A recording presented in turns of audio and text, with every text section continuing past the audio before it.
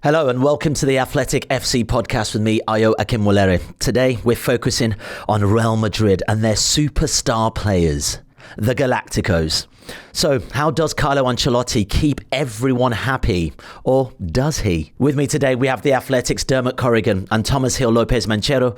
Later on we'll be joined by a very special guest, former Real Madrid president Ramon Calderon.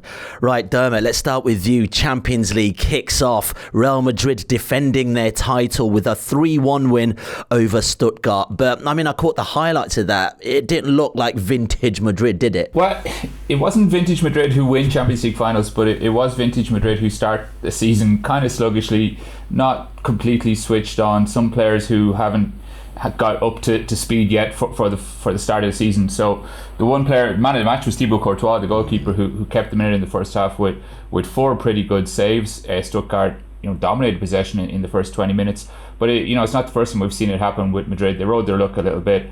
Mbappe scores straight after half time. Then Madrid concede again. But in the end, they do enough to win, get the 3-1 win, get the 3 points. Stuttgart did it as well as they could. Maybe they'll be kicking themselves a little bit that they might have taken more of those chances.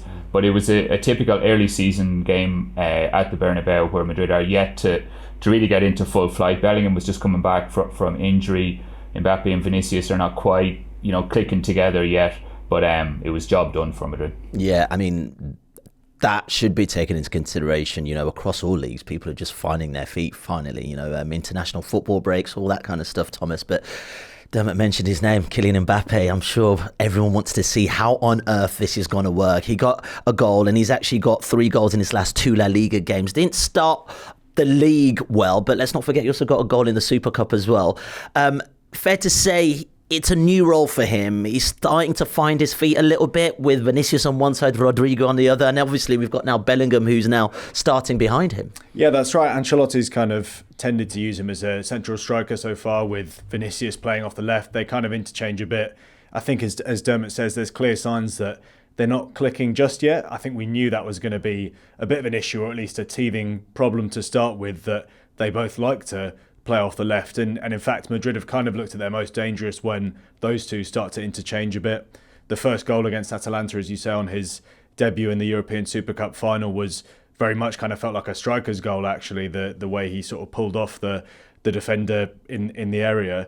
And I think we've yet to see a really typical kind of Mbappe goal in terms of when he stretches away from defenders, opens up his body, the kind of typical finish I'm talking about. Maybe the first goal against Betis was a bit like that. He's definitely getting going now in terms of the goals, at least. There were some crazy stats doing the rounds about him being the worst striker in terms of expected goals in La Liga before he scored his first effort against Betis. But I do still think in terms of the style, it's going to take a while for him. We still yet to see the best of him, really. Yeah, for sure. Endrick, Dermot, is another star bought by Real Madrid, and a kid that seems to score goals just every time he plays. What a wonderful little addition to this team. Goodness knows how Carlo Ancelotti is going to make this work, but you get a sense this is a very special player. How excited are Real Madrid fans to see this young lad playing for this club? Yeah, they're already quite excited, and understandably so. As you say, he's a young kid coming in. Sometimes kids come from South America to Madrid. Vinicius, when he came first, played for Castilla, the youth team, for a few months just to get settled in, to a feel of the place, new country, new language, all that kind of thing. But not like that with Endrick at all. We saw with Brazil, comes on for Brazil, starts scoring goals straight away, scored against Spain at the Bernabeu in March or April. And yeah, the kid just looks to have so much personality and confidence. It was brilliant watching last night, injury time or 5th minute of added time, everybody knows the game is over. Madrid go on the break. It's the young kid who's just after arriving, who's going forward. On one side he has Mbappe, and on the other side he has Vinicius, and you're thinking, he has to decide who's he going to give the easy finish to for the final goal to wrap it up. But now he just goes himself from the edge of the box. Powerful shot. Not the best effort to save maybe from the Stuttgart keeper, but it's the way things are going for Endrick, that he tries things, he has the confidence to go for it, and it's coming out from it's tremendous. And I don't know if we saw, but he got married like 2 days ago. We were just talking about that before you came on Instagram. Yeah. He got married, so he's a kid in a rush, I guess. He's doing things as quickly as he can, and he's looking like he's having the time of his life at the minute. I guess the test for Real Madrid would be to see how he can affect games. I think so far, correct me if I'm wrong, they've sort of brought him in at a point where the game's relatively settled, and it looks like Madrid might end up winning that match. Starting for Real Madrid is a whole different dichotomy, though, Dermot, isn't it? And seeing how he actually affects games as well.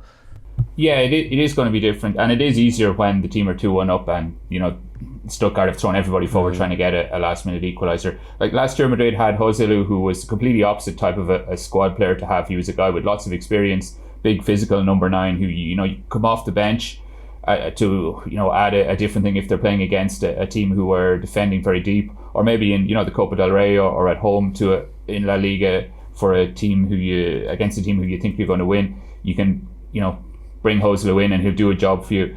It's different for Endrick. He's more a player at this stage of his career anyway who wants to have a bit of space to attack, doesn't have the experience of coming up against tough, grizzled La Liga defenders. He's played a bit in Brazil where the defenders are pretty tough and grizzled as well. But it is going to be interesting to see how Ancelotti handles the situation, what minutes he gives him, when he decides it's time for him to start games, when maybe he decides it's time for him to take a bit of a break and take 3 or 4 weeks out of the team and work on stuff in training, or just give him a time to come to terms with what is happening in his life. Sometimes with kids, or with any of us, when we move to a new country or a new job or a new situation, you have like the initial push of adrenaline at the start, and everything is new and exciting and everything is kind of clicking for you. Then when you hit a bit of a struggle along the way, it can become a bit difficult. But Endrick has loads of time and he seems to have the personality for it. He's in a good place. We did have the experience with Vinicius and with Rodrigo as well, and Bellingham as well. Young players who've come into the team, they know how to sort it for them. So I don't think they're worried about it. They're just excited about it at the minute. Yeah. Thomas, let's look at Real Madrid's start to this season, and they've won 3 and drawn 2. I think they're currently third in La Liga. Barcelona looking 100% at this moment in time, which is really interesting under Hansi Flick.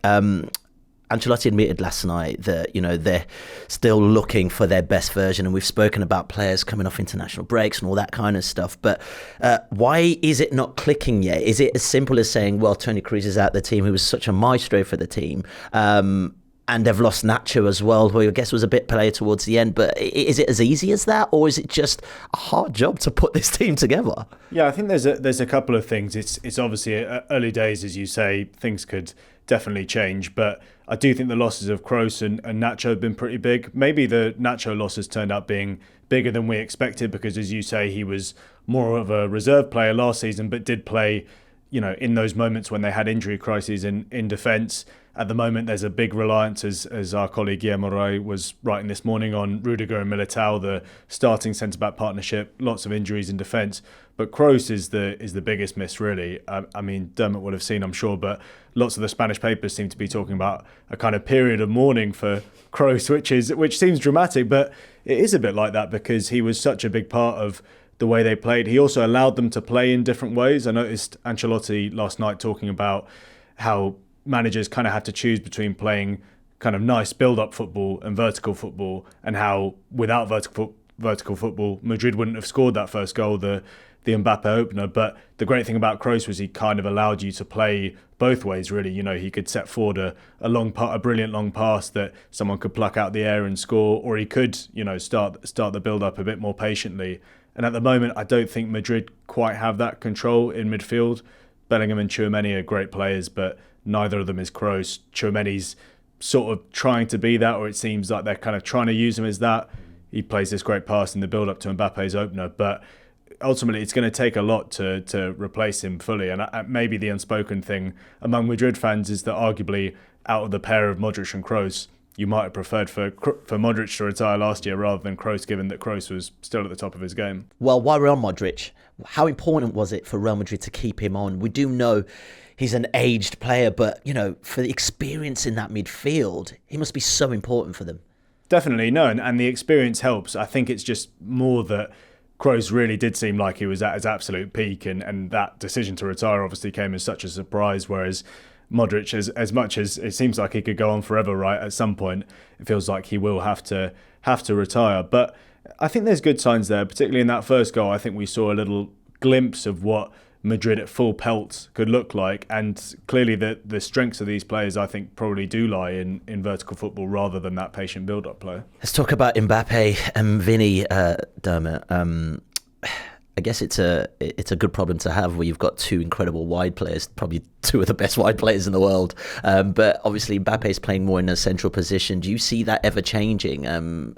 Because as Thomas mentioned earlier, we know those goals that he can do when he cuts in from that point, almost like a Thierry Henry who just pins it to the far corner of the post. But also, I wonder if this is a very similar situation they had when David Beckham joined the team, when Figo was there as well back in the day.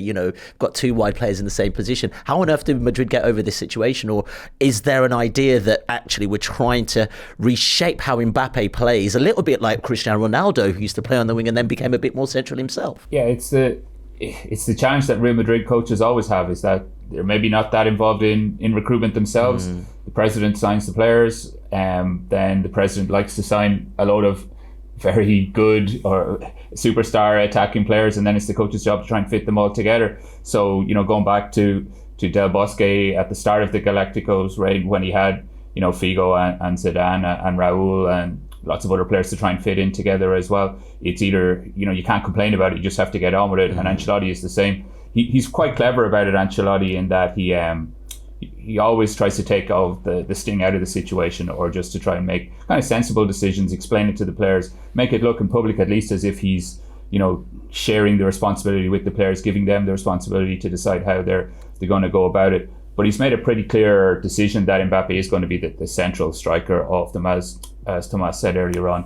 At least he starts as the number 9, and then maybe later on in the move he'll pull towards the left and they'll interchange play. Benzema did similar stuff with Vinicius as well when he was up top. He didn't just stay as a reference point on the edge of the penalty box. He floated around, came deep, got involved in the play, and Mbappe is well capable of doing that. Maybe it's not exactly what he'd like to do, but players as well, when they come to Madrid, they realise that they're going to have to adapt to the situation as well. And so far it has worked out pretty well. It's a funny one as well on the penalties. Is kind of a representation of how it's gone so far, that Ancelotti has allowed them to share the penalties between each other, given them a chance to, when Madrid get a penalty, to decide who's going to take it. So, against Real Sociedad, they had 2 penalties. Each of them took one of the penalties and it went in, and everybody's happy. Whether that's a realistic long-term solution to the problem, we don't know yet. Interesting, last night Bellingham picked up the ball when Madrid had a penalty which was overturned, and it looked like he was going to take it. So he also has to be fitted in a little bit into that, or maybe his role this season is going to be a bit different because Bellingham's been injured over the last couple of weeks. We've yet to see exactly how he's going to fit them together. So Ancelotti, he's not going to rush into it. He's going to, see what works, experiment a little bit. As I said, talk to the players about it as well, keep them involved in it, and then over the course of the season, the team might evolve in a certain way. But if I can go on as well, like how Rodrigo fits into this is really interesting as well, because he's kind of the one who seems like he's felt a little bit left out of all the excitement around Mbappe arriving and Endrick as well. And he's, you could see from some little public pronouncements he's made and some stuff that's come out from people around him that he doesn't want to be left out. People have spoken about an MVP of like Mbappe or MVB of Mbappe, Vinicius and Bellingham kind of taken over from the BBC of Benzema, Bale and Cristiano Ronaldo from before. So that left Rodrigo out on the side, and that's of the people who have to be kind of kept happy or seem to be kicking a little bit against the system. It's been Rodrigo so far, but Ancelotti's handled that one pretty well as well. And again, it's early days. But this feels like just being a Real Madrid player. I mean, you think about when Benzema came to the squad, he probably waited a fair few bit of time. Ronaldo comes into the squad, I think it's almost like 8-9 years before we really saw full Benzema in Real Madrid mode. I mean, this is just kind of, I guess, what you have to accept if you want to sign for this club. Yeah, I think that's right, and I think that's what we've seen with someone from like Endrick, for instance, who clearly is biding his time a bit. Obviously, when he gets the opportunities, he really wants to make the most of it. I think from some of those interviews Rodrigo's done in the past, it does seem that he's kind of frustrated at playing off the right when he'd maybe like to be a number 9 or false 9 or play off the left wing. But as Dermot was saying, sometimes you've just got to make those sacrifices to be playing for, one of the biggest clubs in the world in Real Madrid, right? Yeah, let's get into that. Playing for Real Madrid, becoming a Galactico. Dermot, I'm just thinking about the previous Galacticos, I'm talking Brazilian Ronaldo, Luis Figo, Beckham, Zidane, of course, Roberto Carlos. What was the strategy back then to lure some of the greatest players in the world to Real Madrid in the early 2000s? Was that something that was led by now President Florentino Perez?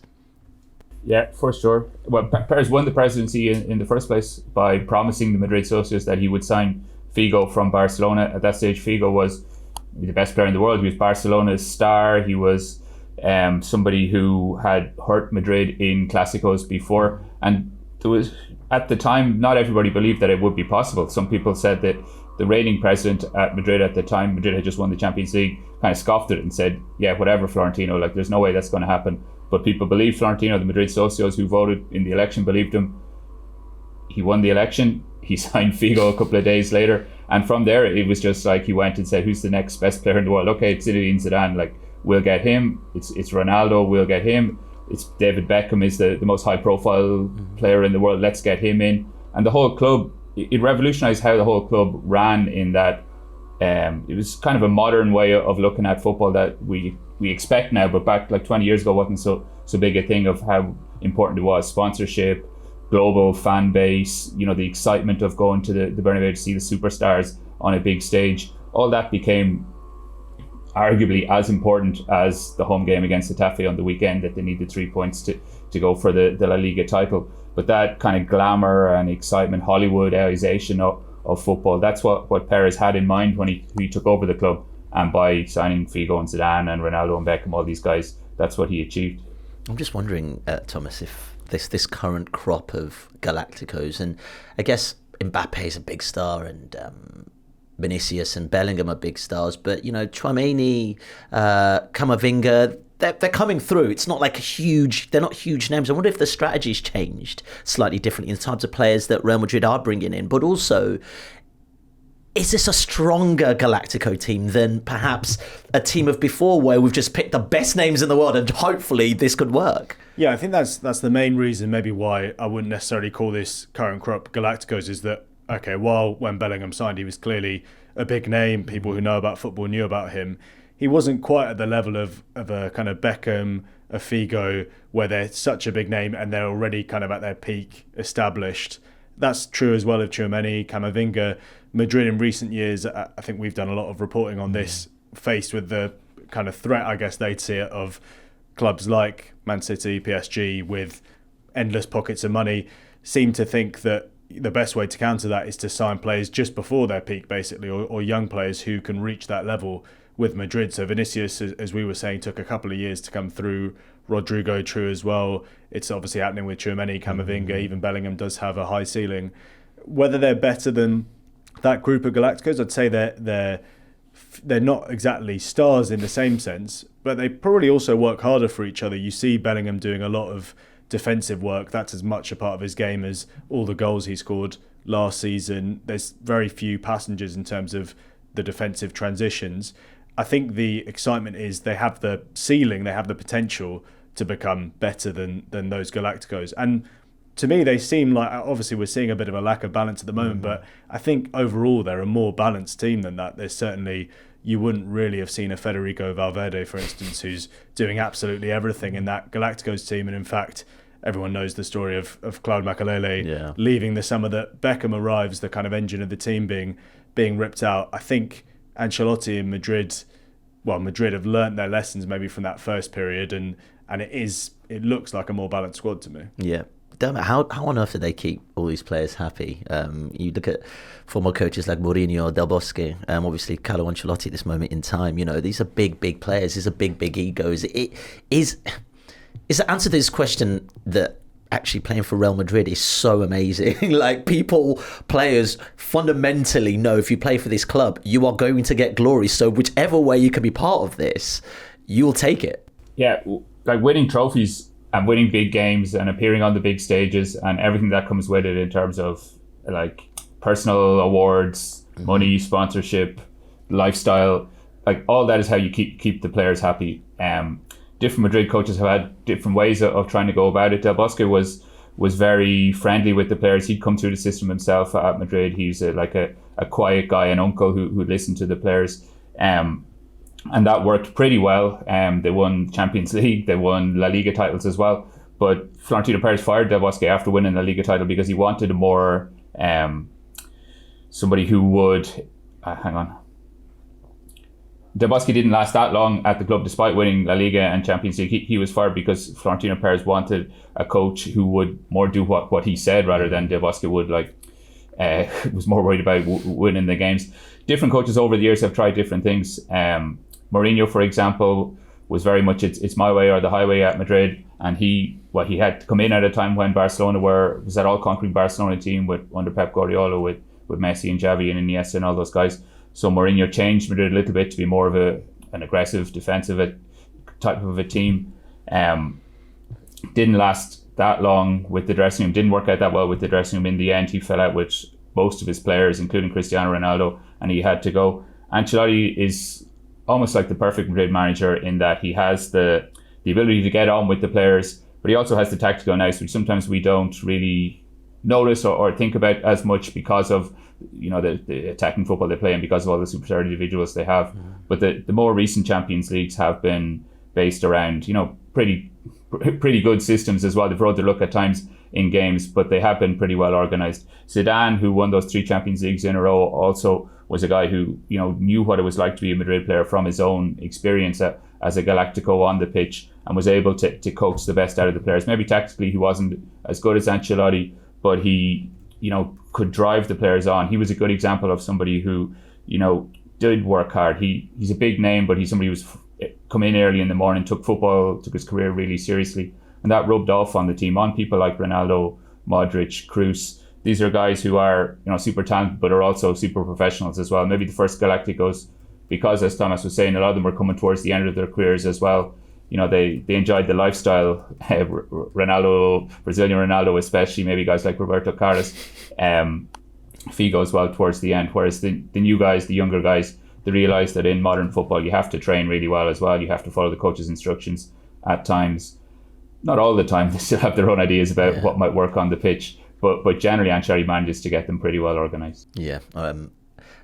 Thinking of all the players they've sort of attracted, and Dermot's mentioned players like Zidane. You think about Real Madrid, Tomas. Cultural icons. Mbappe. Look at Vinicius Junior and what he's doing as a cultural icon on and off the pitch with his fight against racism. Do Madrid think about this? The Vinicius one's probably something you probably wouldn't have thought about till obviously he's been playing in the league. But do they think, do you know what? Let's get David Beckham. It's decent for marketing. Mbappe, biggest striker in the world. Great for marketing. Are they that shrewd in that respect? I'm sure it forms part of their thinking. It was definitely true with Beckham, right? A lot of the reporting around the time was about how big an impact he was going to make commercially to them, whereas on the pitch maybe he struggled a bit, and actually for a lot of his time at Madrid wasn't quite as impressive as maybe they hoped he would be. That's the difference, I think, with some of these players in recent years. It's much more from a football perspective of how can we develop these players. Mbappe's the first one in a while, I think, where they are kind of signing a ready-made Galactico. But I think it helps to have that massive profile we've just seen in the last week. I think Bellingham launching his YouTube channel as well. These are kind of icons, I think, who will be there for the next decade or however long. The key has to be still what happens on the pitch, and we know that Galacticos era, the first Galacticos era, wasn't actually successful. I think they finished as low as 4th in La Liga one season, whereas this team have already won Champions Leagues, which is already a boost for Madrid. And if they go the right way about things and Ancelotti can get the right tune out of Mbappe, then they could win many more. Dermot, there's a few names floating around in potential players that Madrid might be looking at. Rodri is one of those. Haaland's one of those. William Saliba is another one of those. What's the likelihood next season that we see someone like Rodri, maybe not Haaland, but Rodri in particular, at Real Madrid? It was super interesting to see Rodri on the front cover of Spanish sports paper a couple of weeks ago. Just as Madrid had started the season missing a guy to play in the Kroos role in the centre of midfield, suddenly the speculation started that Madrid could go after Rodri. And also, just as Rodri was getting mentioned as a potential Ballon d'Or winner, having played that role so well for City in recent years, and especially for Spain at the Euros when they won the Euros in the summer. So Rodri does look like an ideal fit for Madrid. If you had to pick one player in the world, I think it would be Rodri, who would go into the team and immediately make them better. Whether he wants to do it or not, the possibility of maybe it's an idea is to get more money out of Man City, or there's new contract negotiations coming up at City, so it could be that. But it's ominous a little bit for City fans to see Rodri on the front cover of AS, because we've seen it so many times before that a player, like it happened with Bellingham, obviously Mbappe for years and years was on the cover of the Spanish media. Ancelotti will get asked about it in a press conference. Maybe some of the players, when they're on international duty, will also be asked about it, and a momentum starts to build behind it. A potential new signing from Madrid, almost to the point that everybody just expects it to happen. It comes to the following summer, and it's all just about whether they can agree a fee with Man City or whoever it is. Yeah, Saliba would be an interesting one as well, because Madrid, as Tomas said, could do with a new defender. Militao has come back from long-term injury last season. He's still kind of getting back with a couple of niggles. David Alaba is still out with his knee injury. He's been out for over a year, and Nacho's gone, so they need a new centre back. Saliba, done excellently for Arsenal, could be a good fit there. But again, Madrid don't tend to spend that much money on defenders historically. He could be a difficult one to get out of Arsenal. They like to wait maybe to look for somebody who's coming towards the end of his contract, like Rudiger or Courtois, when they got him, for both of those from Chelsea, pick them up as bargains. When Florentino Perez has money to spend, he likes to spend it on a striker. Whether they go for Haaland, or how you would fit Haaland in with Mbappe and Vinicius and Rodrigo and Bellingham and everybody, would be an interesting one for Ancelotti to work off. Haaland himself seems to love Spain. He's always here when he goes on holidays. He seems to have a house down in the Costa del Sol. Maybe it's in his long-term career plan, might be a little bit of time at the Bernabeu, but it seems like a while away yet. I think Rodri will be the one which would make sense, both from a football point of view and also from a marketing point of view, as you guys were talking about there, to have the guy who's he's going to be the Spain captain long term. He's the best player in the Spain team, the guy who the Spain team revolves around, and he's an important kind of figure in Spanish football culture. So that would also be another reason for Real Madrid to get him into their squad. Right, let's talk about Real Madrid's abundance of stars and also how they've gone about getting them. Crucially, keeping them happy is also super important. Ramon, you are the perfect person to speak to about this. You were former club president at Real Madrid, and before that you were the director at the club, especially when the big player David Beckham was signed for the club. Can you just tell me, from your perspective, what was your involvement in that transfer, but also from a Real Madrid strategy standpoint, how do you go about signing a player like that? I think it's because we give a lot to the players who come here, to the coaches. They know that they could improve their reputation, their image. They have the opportunity to get personal and collective awards. We've won, 15 Champions League and many leagues here. And the brands are very, very pleased to be linked to our team and also to our players. So they come here and they know that they come have a good time, not only personal, professionally speaking. When I signed Cristiano, I knew that he was going to be successful here. And he knew that too.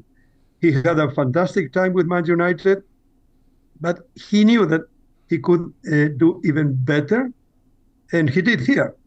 As you know, as every football fans know, that he managed here to be the best of the world, to be recognized like that. And even in a time where Messi was playing also in the same league, in the Champions League, but being linked to Real Madrid, as I said, is something that for the players is very important in their lives. You spoke about Cristiano Ronaldo. Yeah. He did monumental things with Real Madrid. How did you go about signing a player like that? I wouldn't want to be the person to listen to you speaking to Sir Alex Ferguson and saying, I'm going to be taking your best player this season. How does that happen? Well, usually the players want to come. The agents say that it could be a possibility. Of course, when they are playing in another team, we respect the situation. We try to talk to the directors or to the president of the club where the player is playing, and trying to know their availability to talk about that. And in the case of Man United, at the beginning, of course, they didn't want to let him go. But in those cases, in my experience, it's always the player who decides. And if one of those players want to leave, but there is no point to keep them with you, and then what can you do? Just trying to get more money you can for your club, and letting the player go is what I did, and what I did with Cristiano in the case that when he said he wanted to come to Real Madrid. Yeah. Real Madrid have had some incredible players. They've also had some incredible managers as well. And I guess sometimes as fans of the game, we don't know what goes into finding a good manager. When you were club president, what were you looking for from a Real Madrid manager? We know that it's very important that coaches that give the protagonism to the players, that always try to be out of the spotlight. They are going to be in a dressing room full of stars.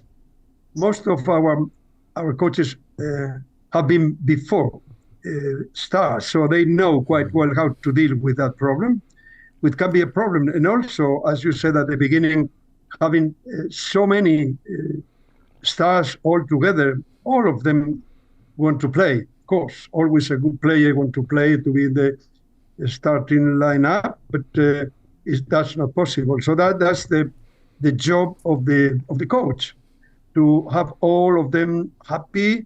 They feel comfortable when the coach is doing that, and when he's talking to the players all the time, explaining what he wants to do, what he wants from them. And that has been, I think, the key of the success of those coaches with so many stars all together. Yeah. I want to bring us to the present and maybe take us a little bit back to the past as well. You know, the Galacticos of Real Madrid have evolved in so many different ways. The profile of player that Real Madrid now attracts. I'm looking at this current team, the Mbappe, the Vinicius, the Rodrigo, the Bellingham, Tchouaméni, versus the Rauls of this world, the Beckham, the Figo, the Zidanes of this world. Is this a stronger, more cohesive Galactico setup than maybe of previous? At that time, it was a fantastic moment for the reputation, for the image, for the commercial side of our team. But I have to remember that we made many mistakes, and it was the first time in all our history that we didn't get any title. We didn't grab any trophy in 3 years. That was, as I said, the first time in our history. So it's because we forgot how important it is to train hard, to work, to be on the training ground as much time as possible. We didn't do that. So nowadays, I think we learned that lesson. Now the players, of course, have many commitments from the commercial side, but also they know that the most important thing to do is to train and to be fit when they have to play matches.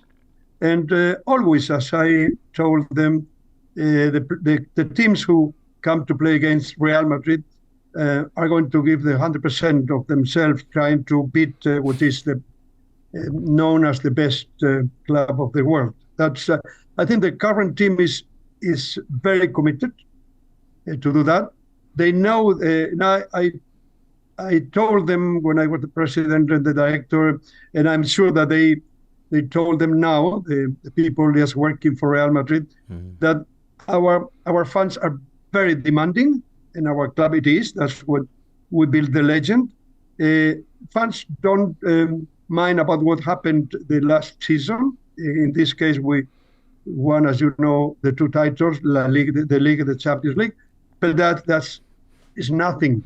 We start from the beginning again in order to win all the titles. That's very difficult. That's why this club has a lot of pressure with the president, with directors, coaches, and with the players too. It's difficult to overcome that pressure. And many players have failed to do that in our club. Yeah, you talked about branding earlier. You know, I think about some of the great commercially viable players like David Beckham, Cristiano Ronaldo, Bellingham even now, players that are sort of cultural icons in many respects. Look, football is a business and football is also a brand. Real Madrid is a huge brand. Is that something you think about or you thought about when bringing in certain players, that actually this can help amplify the brand of Real Madrid as well? Not really. We first of all know that we need good players committed to the team and able to win titles and matches and play well. It's true what you said. I always talk about the Beckham issue. When he came here in 2003, I think we introduced him to the press at 11 a.m. to make the news, the primetime news in Asia, where he's very popular, in Real Madrid too. And 1,000 journalists came to that. Wow. To that introduction, cameras, photographers, journalists from everywhere, and it became, I think, it started in the second live TV show with the biggest audience of the Princess Diana's funeral. So something really unbelievable. Wow. When you are talking about, we know what is an introduction of a player. Say, this is a dream come true, and we are very pleased to have you here. I hope you are going to get many titles for us, and so on. It's true. We know that that can happen, but this is not our main objective. Of course, we want to have players that really help the team to win titles.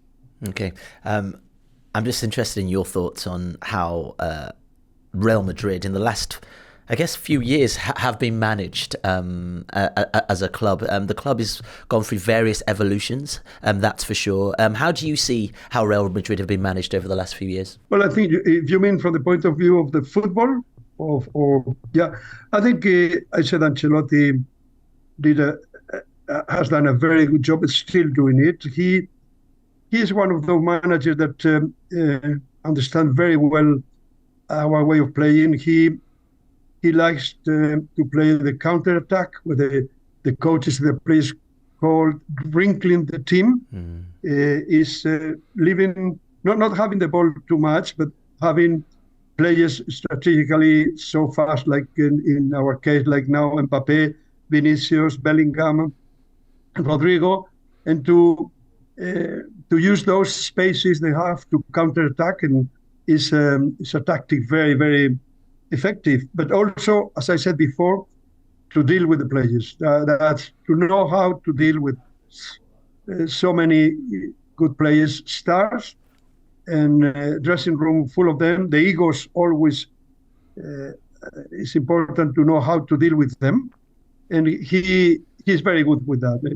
Zidane before, Del Bosque, we have many coaches that have been able to do that in the right way, and that's why we've got so many titles. And now I think the president is doing a good job too.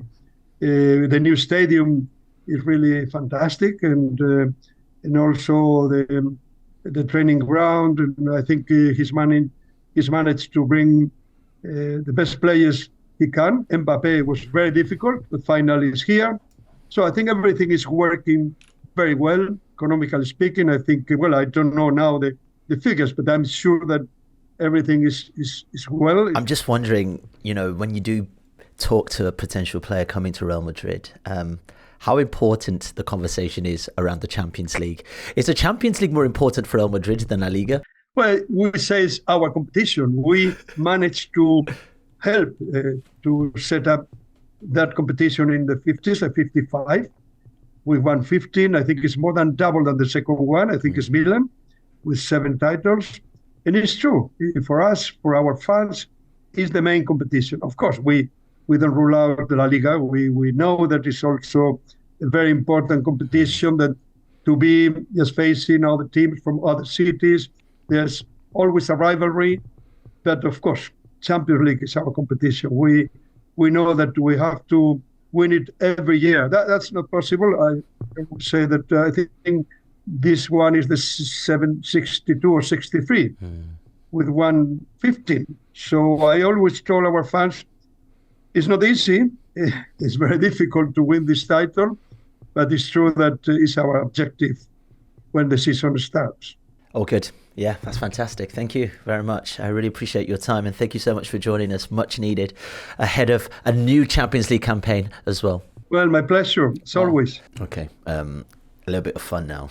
I've basically created my all-star 11 Real Madrid players. I want to know what you guys are thinking of this. And I'm basically, don't come at me, I've based this on players I remember playing. So all those old boys from back in the day, if they're not here, don't blame me. I wasn't alive then, or I wasn't old enough to understand what Real Madrid meant. So up front, we're going for Benzema and Brazilian Ronaldo. On the left wing, Ronaldo, CR7. On the right, Figo. In the middle, Zidane and Kroos.